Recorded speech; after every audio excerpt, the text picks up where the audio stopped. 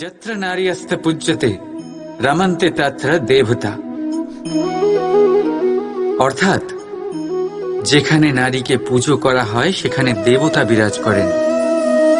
আমরা এসব মানি, কিন্তু পালন কতটা করি?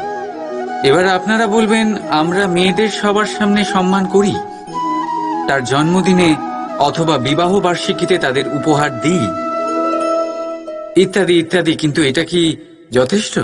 এবার ভাবুন, একজন নারী নিজের স্বামীর জন্য, নিজের পিতার জন্য, নিজের পুত্রের জন্য, নিজের ভাইয়ের জন্য কি না করেন, আর আমরা তাকে কি শুধুমাত্র একটা উপহার দিয়ে সন্তুষ্ট করতে পারি? নারীদের স্বর্ণ অলংকারের কোনো প্রয়োজন নেই, দামি বস্ত্রেরও প্রয়োজন নেই, তার চাই আপনার থেকে সম্মান, সকলের সামনেও এবং একান্তেও।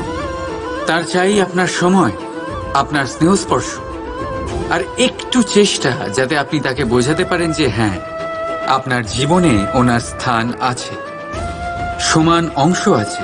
তখনই আপনি বলতে পারবেন, যত্র নারীস্ত পূজ্যতে রমন্তে তত্র দেবতা।